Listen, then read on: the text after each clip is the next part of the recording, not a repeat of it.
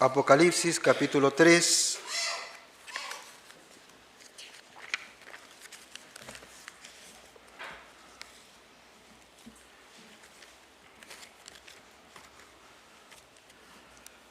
Dice la palabra de Dios: escribe al ángel de la iglesia en Sardis, el que tiene los 7 espíritus de Dios y las 7 estrellas, dice esto: yo conozco tus obras, que tienes nombre de que vives y estás muerto.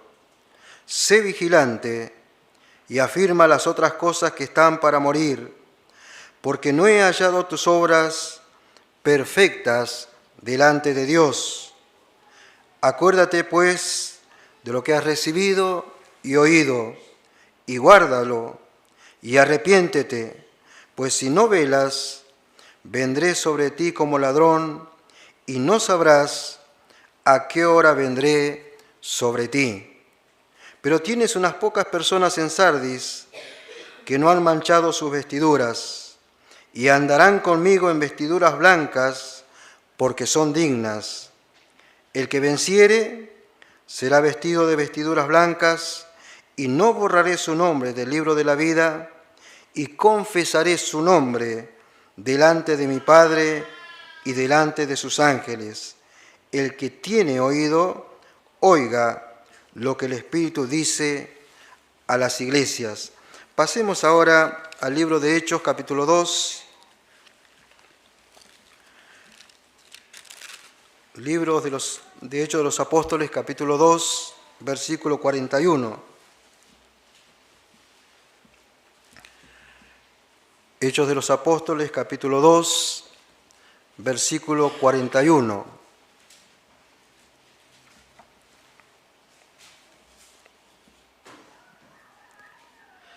Así que los que recibieron su palabra fueron bautizados, y se añadieron aquel día como 3.000 personas, y perseveraban en la doctrina de los apóstoles, en la comunión unos con otros, en el partimiento del pan y en las oraciones.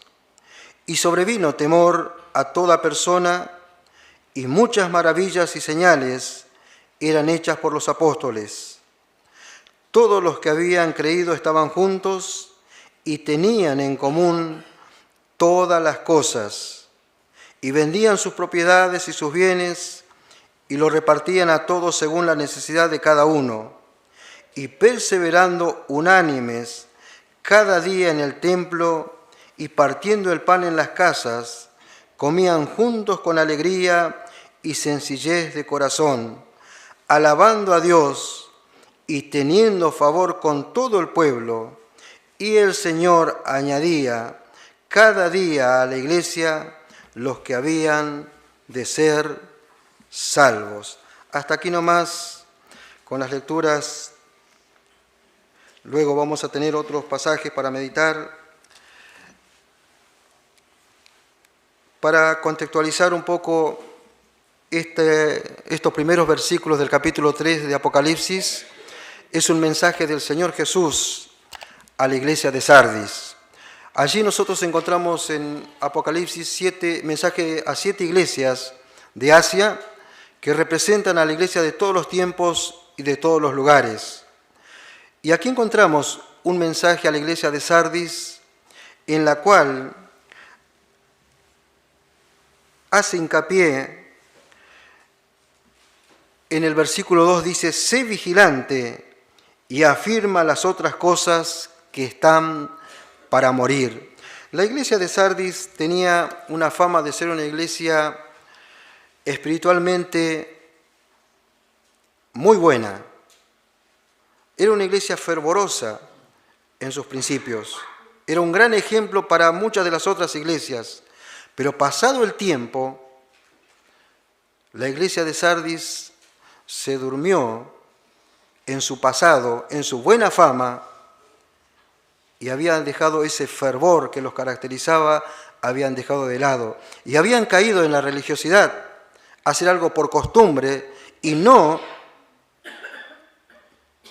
por algo sincero que los movilizaba.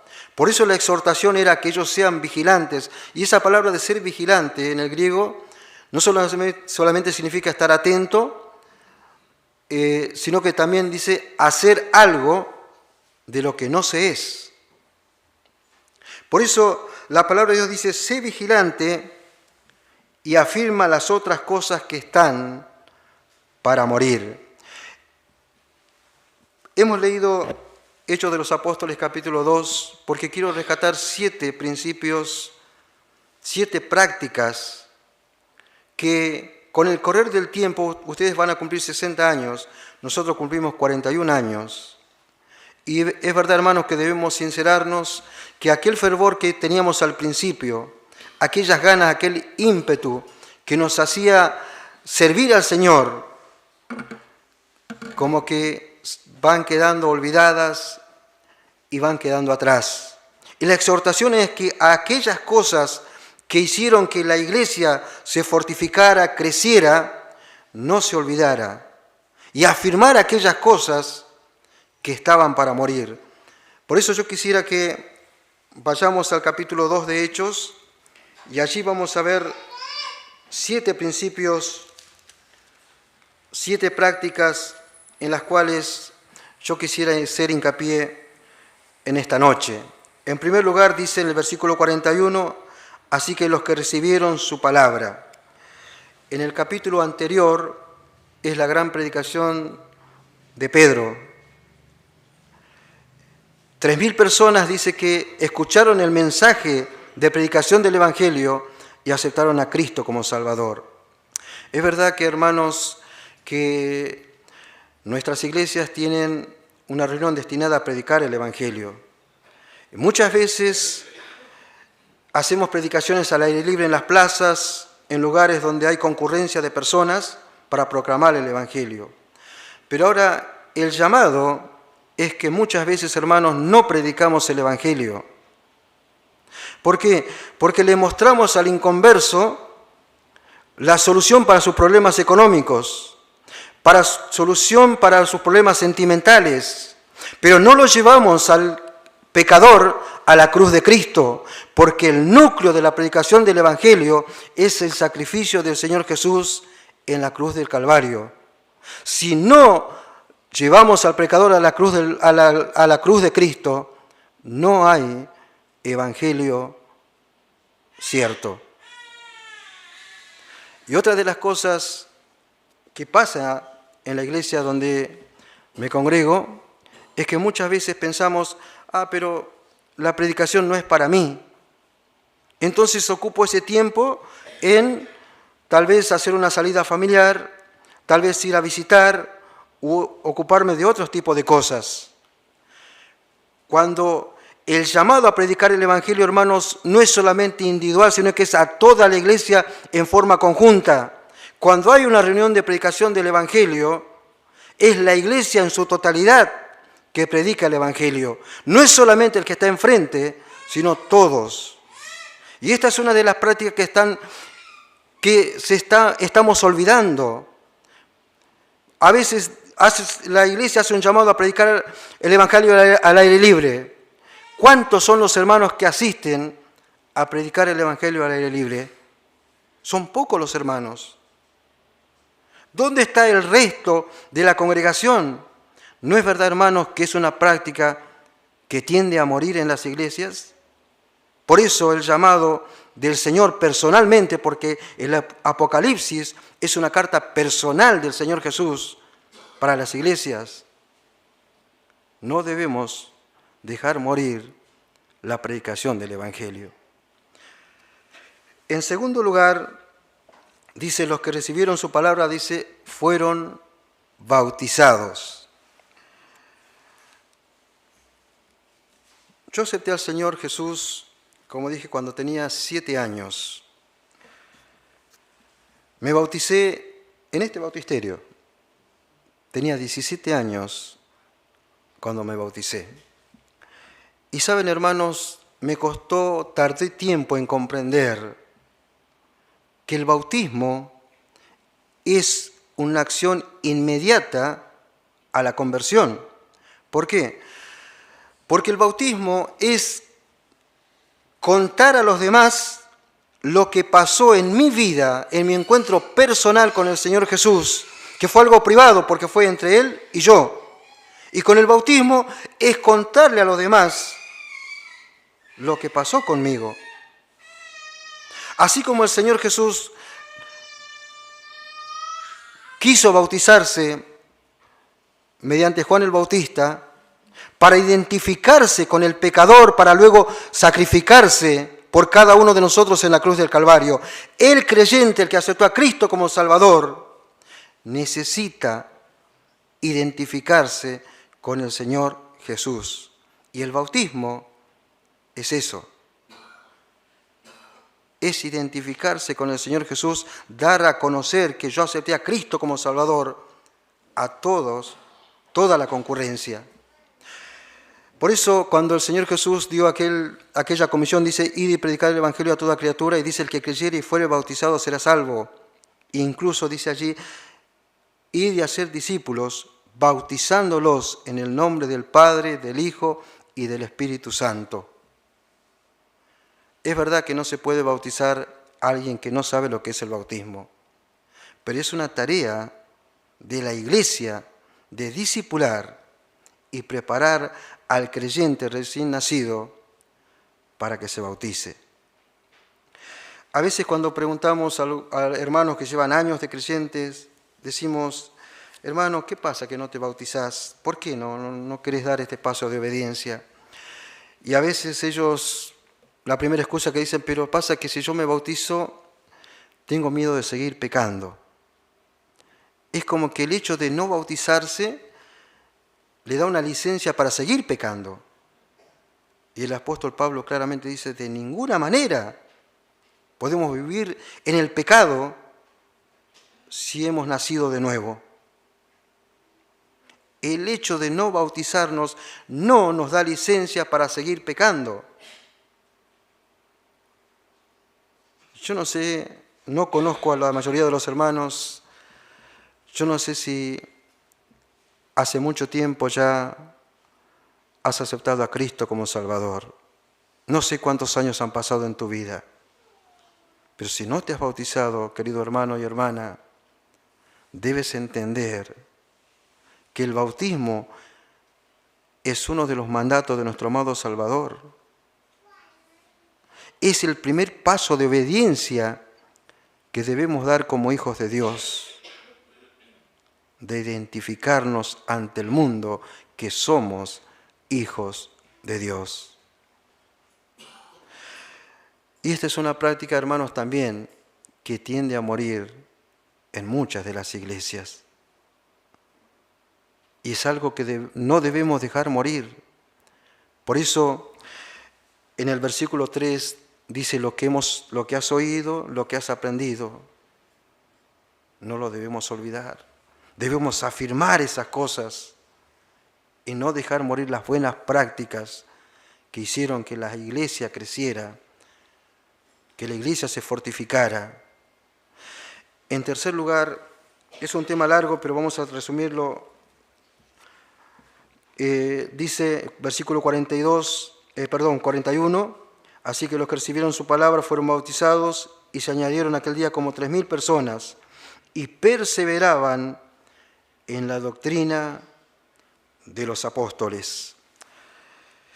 Creo que todos hemos aprendido de chico que la iglesia está fundada sobre esa roca principal que es el Señor Jesús y sobre el fundamento de la doctrina de los apóstoles. Ahora,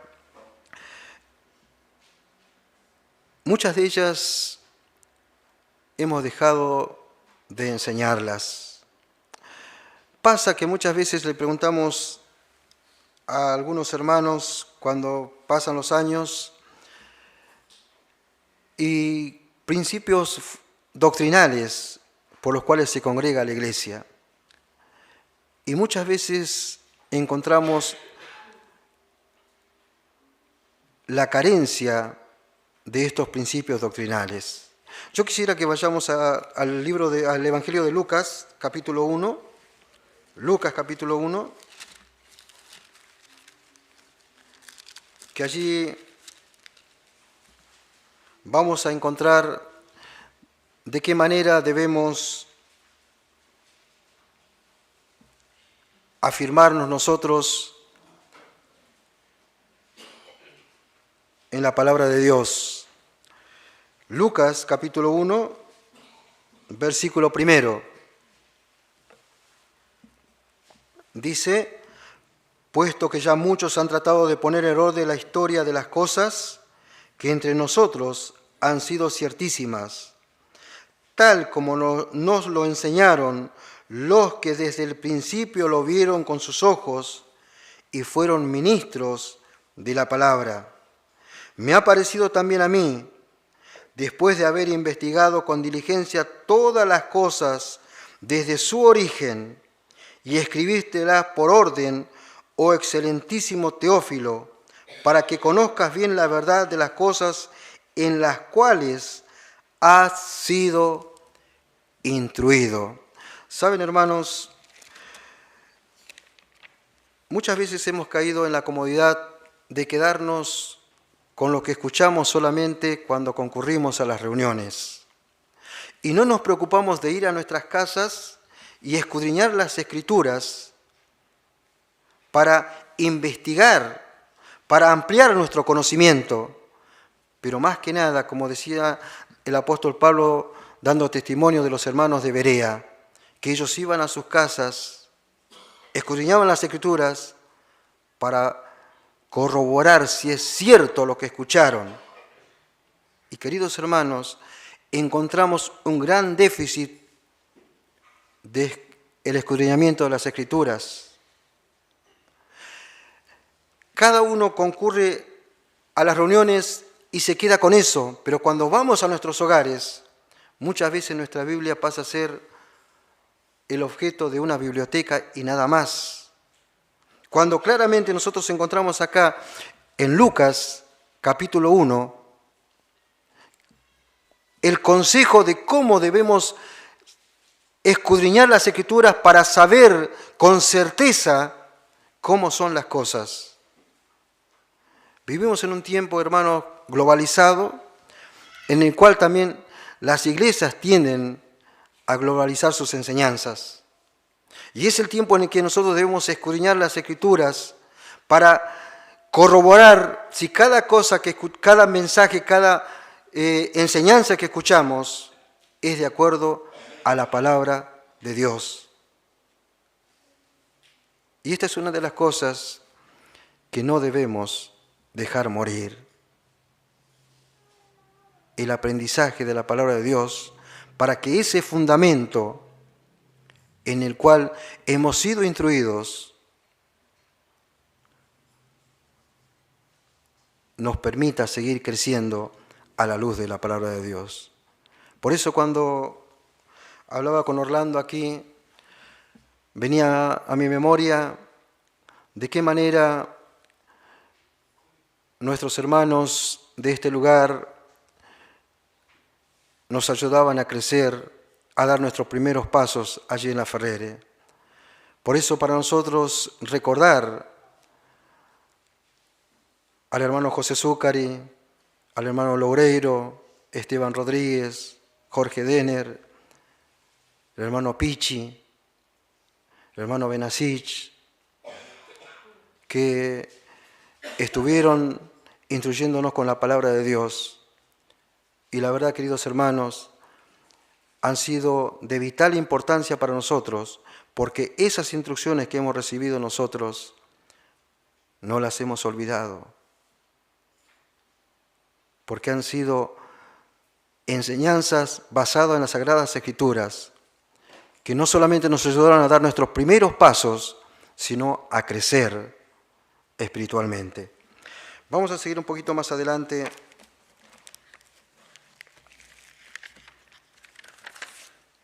Versículo 42 dice: y perseveraban en la doctrina de los apóstoles y en la comunión unos con otros. Recordar aquellos momentos de comunión que había entre las iglesias realmente nos llena de alegría, porque no solamente era la iglesia de Liniers, la Ferrere, sino que también estaba la iglesia Ciudadela Norte y Tablada. Éramos 4 iglesias que compartíamos gratos momentos. Y saben, queridos hermanos, una de las cosas en las cuales los hermanos que nos visitaban reconocían en la iglesia de la Ferrere era el calor de hogar que se sentía en aquella iglesia. Con el correr del tiempo, ese calor se fue enfriando y realmente los hermanos que estuvimos desde el comienzo añoramos ese calor de hogar que se sentía. Cada vez que un hermano venía, se sentía a gusto. Cada vez que un inconverso entraba al salón, no solamente se le predicaba el Evangelio, sino que se lo hacía sentir a gusto de tal manera que esa persona deseaba volver. Pero aquellas enseñanzas de esa comunión de hermanos se fue olvidando. Y nosotros encontramos claros ejemplos acá en las Sagradas Escrituras de qué manera aquella iglesia primitiva tenía esa comunión entre hermanos, de tal manera que era un gran ejemplo para todos. Fíjense lo que dice en el capítulo 4.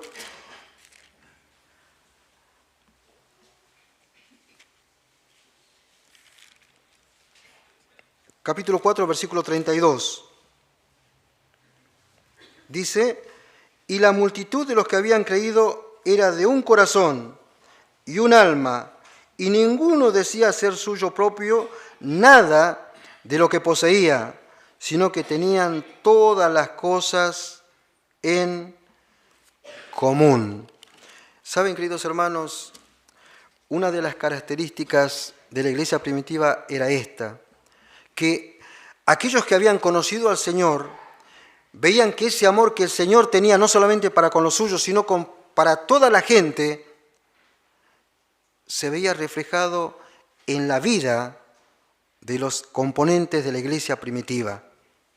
Ese amor que el Señor Jesús les había enseñado y decían que era la prueba del discipulado, dices: vosotros sois mis discípulos si os amáis los unos a los otros. En esto sabrán si sois mis discípulos. Ese mismo amor hizo que a ellos se los llamara cristianos. ¿Por qué? Porque veían la vida reflejada de Cristo en ellos. Ahora, qué distante está de aquel sentir del Señor Jesús y de la iglesia primitiva en cada uno de nosotros. ¿No es verdad, hermanos, que hemos creado una frontera muchas veces entre nosotros? ¿No es el mismo aprecio que tenemos con un hermano que con el otro? Hay diferencias cuando no las debería haber. La iglesia primitiva crecía porque eran de un mismo sentir, eran como si fueran una sola persona, porque ellos habían entendido que el Señor Jesús había dado su vida por todos y que obedecer a Dios era el amarse el unos a los otros, de tal manera que dice que lo compartían todo. Alguna vez una persona dijo: la frontera son para los países. Y qué tristeza, hermanos, que nosotros hemos levantado barreras que son fronteras entre nosotros y nuestros hermanos.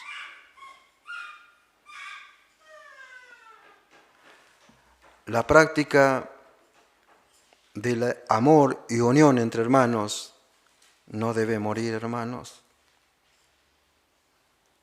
Yo sé que nos toca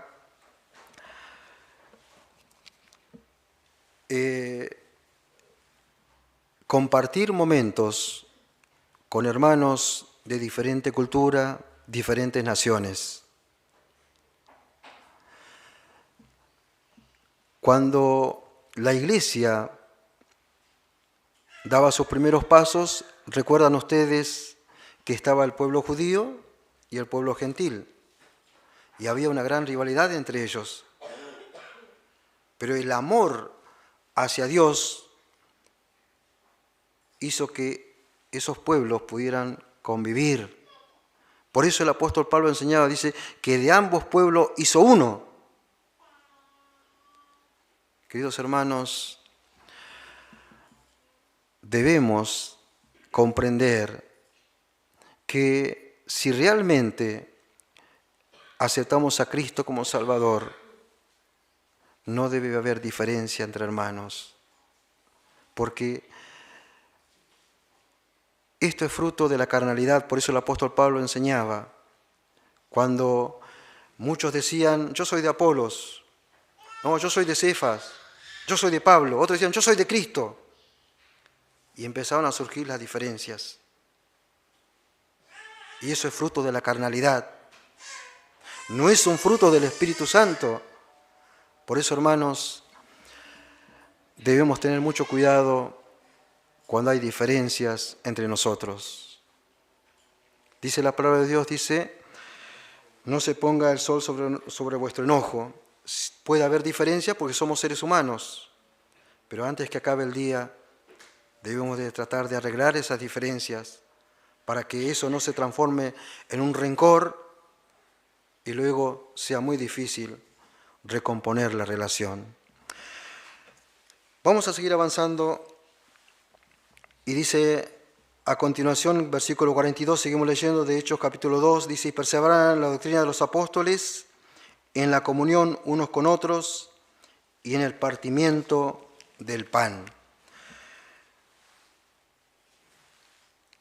La reunión anterior, ustedes celebraron la Cena del Señor. Nosotros allí en la Ferrería tenemos a la mañana la Cena del Señor. Y es verdad, hermanos, que es la reunión más solemne a la cual podemos concurrir. Porque concurrimos allí para hacer memoria de nuestro amado Salvador, para recordar de qué manera Él dio su vida por cada uno de nosotros. Y usaba la palabra recordar porque el significado de la palabra recordar, yo creo que los jóvenes y adolescentes no van a saber de los que les voy a hablar.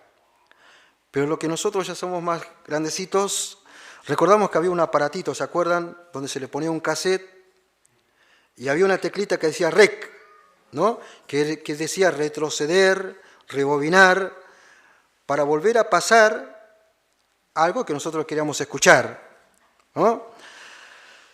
Y la palabra récord quiere decir retroceder, volver atrás, y cor habla de corazón.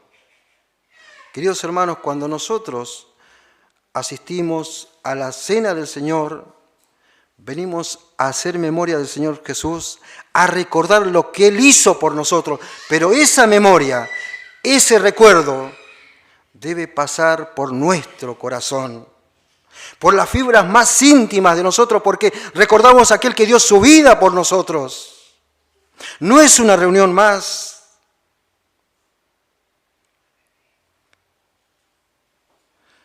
Por eso debemos traer al presente lo que Él hizo por nosotros.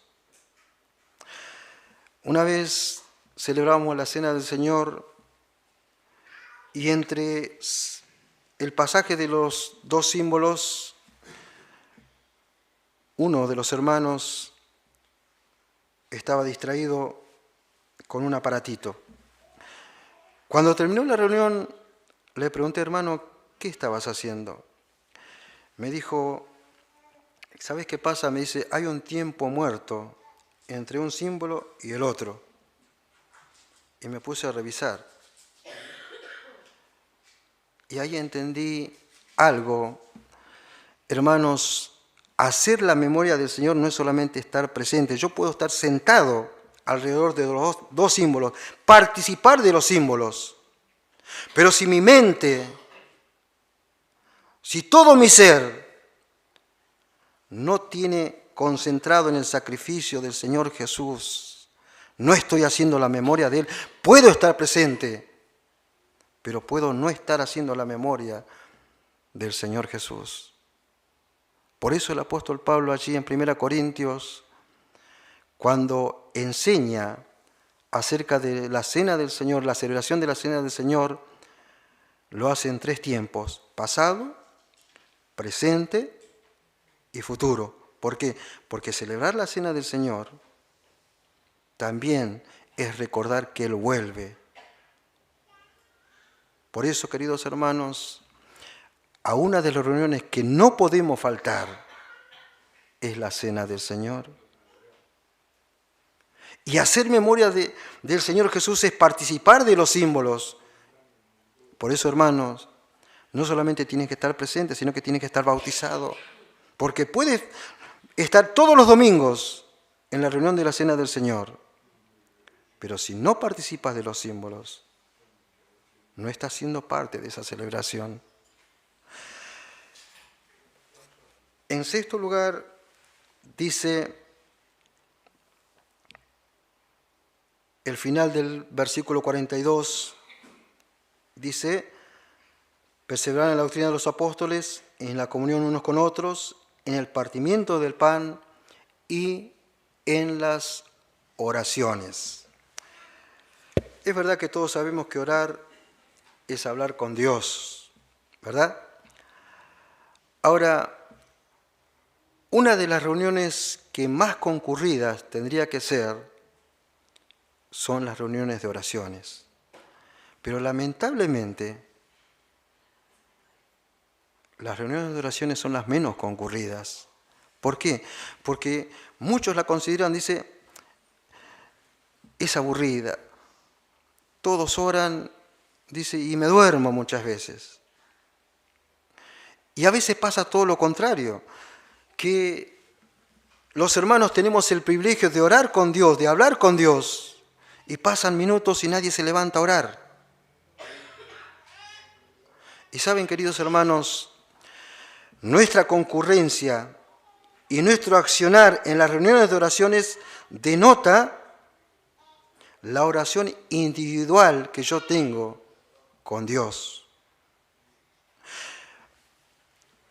Ahí se nota con qué frecuencia yo me comunico con Dios. Porque si yo estoy en plena comunión con Dios, oro a Dios, voy a ansiar que llegue ese momento para poder orar en representación de toda la iglesia para comunicarme con Dios. Si nosotros tendríamos que medir en una escala el grado de espiritualidad de una congregación, lo vamos a hacer viendo la asistencia de sus miembros a las reuniones de oración. Por eso, hermanos, el apóstol Pablo decía: orad sin cesar, que siempre estemos orando. Y muchas veces, queridos hermanos, oramos como ateos. ¿Por qué? Porque oramos sin creer que Dios va a dar respuesta a nuestra petición. O oramos sin creer que Dios puede obrar realmente ante nuestras necesidades. Porque debemos orar con fe. Si no, ¿cómo hacemos para enseñarle a nuestros niños de la escuela bíblica? Cuando le enseñamos a ellos que oren a Dios ante cualquier dificultad que tienen, ante cualquier necesidad que tienen.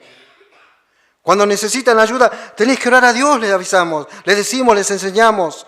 Y no está mal enseñarles, está bien. El problema es que cuando nosotros somos los que debemos orar, no lo hacemos con esa convicción con la cual queremos que los niños aprendan. Por eso, hermanos, no debemos dejar morir las oraciones, tanto individuales como colectivas. En la Biblia sobran ejemplos de cómo Dios obró cuando el pueblo de Dios oró. Incluso hay un coro, ¿no?, que habla, dice que Elías oró y fuego cayó. Oró Josué y el sol se paró. Dice, si nos ponemos a orar, este mundo tiembla. Y es una gran verdad, hermanos. Es una gran verdad. Por eso debemos hacer caso a lo que dice el apóstol Pablo: orad sin cesar. Y vamos a ir a ver el último punto. Versículo 46 dice: y perseverando unánimes cada día en el templo y partiendo el pan en las casas, comían juntos con alegría y sencillez de corazón. Otra de las cosas, hermanos, que no debemos dejar morir en nosotros es el congregarse. Allí en Hebreos dice: no dejando de congregarse como algunos tienen por costumbre. Hace rato Orlando daba los anuncios de todas las actividades de esta iglesia. Ahora, yo quisiera, hermanos, que cada uno piense de todas esas actividades enumeradas y anunciadas, ¿a cuánta concurrimos? Acá la enseñanza y el ejemplo de la iglesia primitiva es que ellos se congregaban todos los días y la asistencia era unánime, todos juntos compartían todas las actividades. Hermanos, cuando el Señor Jesús oraba al Padre en aquella oración intercesora, pedía que dice: así como tú y yo somos uno, que nosotros seamos uno también. ¿Para qué? Para que nos movamos en cada actividad como una persona. Que esa unión que había entre el Padre y el Señor Jesús se pueda manifestar también entre hermanos. Que cada actividad sea concurrida por todos, porque es allí donde Dios envía bendición. Porque el llamado es para toda la iglesia general, no es individual solamente. Cada actividad debe tener la participación de todos los hermanos. Por eso, queridos hermanos, hay ciertas cosas que están para morir. Y muchas veces nosotros pensamos que cuando la Biblia dice no dejando de congregarse, se refiere solamente a aquellos que han dejado de venir. No está hablando a ellos solamente, sino que habla a aquellos que vienen pocas veces a congregarse.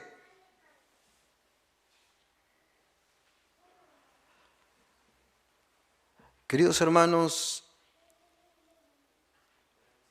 yo no puedo olvidar aún la distancia que había desde este lugar hacia la Ferrere. Pero cada actividad que los hermanos de este lugar se comprometían a estar, no faltaban ni una sola vez. Había un compromiso con la obra del Señor, porque ese compromiso lo asumían con Dios primeramente y lo cumplían. Hermanos, van a cumplir 60 años. A muchos no los conozco, pero seguramente crecieron como nosotros con las enseñanzas de los hermanos que nos precedieron, con fundamentos bíblicos que hicieron que diéramos los primeros pasos como testimonio, los cuales, hermanos, no debemos olvidar. Cuando nosotros vamos a las Escrituras, hermanos, cada vez que hubo un avivamiento espiritual en el pueblo de Dios, es cuando la iglesia decidió ir a las fuentes bíblicas, aferrarse a las Escrituras para poder crecer espiritualmente. No como muchas veces pensamos que puede haber un avivamiento espiritual cuando traemos métodos distintos o prácticas. Cada vez que hubo un avivamiento es cuando el pueblo decidió volver a las Escrituras y obedecer a Dios. Es el tiempo, hermanos, en que debemos afirmar lo que hemos oído y escuchado y ser vigilante para no dejar morir aquellas cosas, aquellas enseñanzas que hicieron que pudiésemos crecer a la luz de la palabra de Dios.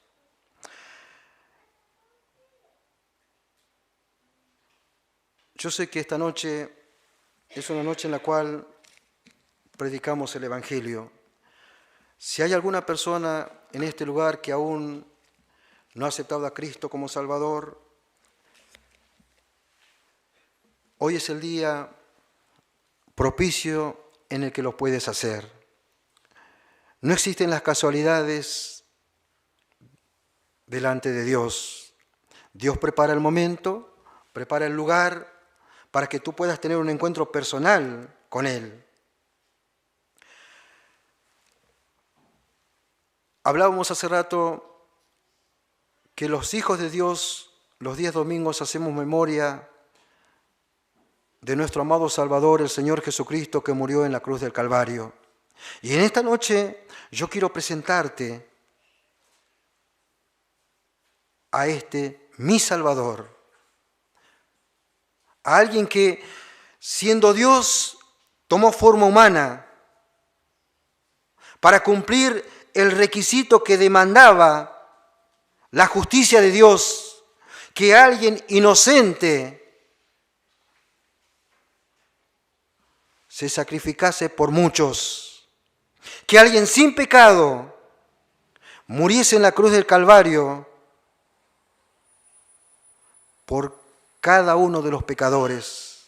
Porque dice la palabra de Dios que todos los seres humanos somos pecadores y este pecado hace que estemos separados de Dios y que haya una condenación a consecuencia del pecado, que es el infierno. Y todos los seres humanos estábamos condenados a ese lugar. Ahora, la única manera de poder ser salvo y no ser condenados a ese lugar es aceptar a Jesucristo como Salvador. Porque dice la palabra de Dios que no hay, dice, otro nombre bajo el cielo en el cual el ser humano pueda ser salvo, solamente a través de Jesucristo. ¿Y por qué Él es el único Salvador? Porque Él murió en la cruz del Calvario sacrificándose por cada uno de los seres humanos. Él no solamente cargó el pecado de toda la humanidad, sino que sufrió el castigo de cada uno de ellos. Por eso en aquella cruz, en la cual quizás has visto por imágenes, quizás en películas, cómo has visto cómo un ser se ha sacrificado en una cruz. Y yo quisiera, querido oyente, que deje de ser solamente un cuadro en el cual tú puedas contemplar y muchas veces enternecerte y hasta derramar lágrimas. Y puedas entender que aquel que murió en esa cruz lo hizo ocupando tu lugar. Porque Él no quiere que tú vayas al infierno. Por eso es que Él se sacrificó por cada uno de nosotros. Y en esa cruz está demostrado el gran amor de Dios hacia la humanidad. ¿Por qué? Porque Dios ideó un plan el cual incluía el sacrificio de su amado Hijo, su único Hijo. Porque Él era el único que reunía las condiciones para poder sacrificarse en el lugar de toda la humanidad. Por eso, queridos hermanos, su sufrimiento, querido oyente, su sufrimiento fue por cada uno de tus pecados. Allí Él demostró su amor para con cada uno de nosotros, porque dio su vida por cada uno de nosotros. Por eso cuando nosotros vemos esa imagen, crucificado Él de manos y pies, clavado con clavos, sus manos y sus pies a ese madero, no eran los clavos los que lo sujetaban a esa cruz, era su amor por ti y por mí lo que lo sujetaba en esa cruz, porque Él tenía el poder para poder descender de esa cruz, como uno de los malhechores les decía. Él podía descender de esa cruz y arrasar con todo lo que lo estaban castigando, con todo lo que lo estaban insultando. Pero su amor hacia ti y hacia mí lo hizo que Él diera su vida en esa cruz. Por eso, en el versículo 20 del capítulo 3 de Apocalipsis que leímos, dice: y aquí yo estoy a la puerta y llamo. Si alguno oye mi voz y abre la puerta, entraré a él y cenaré con él y él conmigo. Querido oyente, el Señor Jesús toca la puerta de tu corazón. Él toca, pero Él no puede entrar a tu vida, a tu corazón, si tú no le abres la puerta de tu corazón. Esta es una decisión personal que tú debes tomar. Si tú quieres ser salvo de la condenación eterna, debes tomar la decisión valiente de aceptar a Cristo como Salvador, de abrir la puerta de tu corazón para que Él entre en tu vida y sea tu Salvador. Es una decisión personal que debes tomar. Nadie la puede tomar por ti. Tampoco, querido oyente, el hecho que estés presente en este lugar te hace salvo. Tampoco si tus padres son creyentes, si tienes familiares que son creyentes, no te hace salvo, porque la salvación no se hereda. La única manera por la que puedes ser salvo es si tú mismo te arrepientes de tus pecados, les pides perdón a Dios y les dices al Señor Jesús que lo aceptas como tu Salvador. Recuerda, como leímos el último versículo, dice: y aquí yo estoy a la puerta y llamo. Si escuchas el llamado del Señor Jesús en tu vida, déjalo entrar. Deja que Él entre en tu vida y sea tu Salvador. Porque si tú sales de este lugar como has entrado, sin Cristo en tu vida, de algo podrás estar seguro: que pasarás toda la eternidad en el infierno. Dice la palabra de Dios que Dios envió a su Hijo al mundo no para condenar al mundo, sino para que el mundo sea salvo por Él. Pero el que no cree, dice, ya ha sido condenado. Tu decisión, querido oyente, en esta noche te puede salvar o te puede condenar. Si aceptas a Cristo como Salvador, serás salvo. Pero si lo rechazas, serás condenado. Yo quisiera terminar con una anécdota que pasó en una exposición. Había muchas personas que observaban la exposición de cuadros y estaba el autor de esos cuadros allí presente en el salón, y le llamó la atención una persona que contemplaba un cuadro y no se movía. Y se acercó el autor de ese cuadro, de esa pintura, y le dice: ¿qué es lo que observas? Dice: no, yo noto un detalle, que a ese cuadro le está faltando algo. Y ese cuadro que él observaba era un corazón con una puerta. Y el autor le dice: ¿pero qué es lo que le falta? Dice: ese corazón tiene una puerta, pero no tiene un picaporte para abrir. Entonces el autor del cuadro le dice: no le falta nada, sino que esa puerta se abre por dentro. El picaporte, para poder abrirlo, está adentro. Querido oyente, tú tienes el picaporte de tu corazón.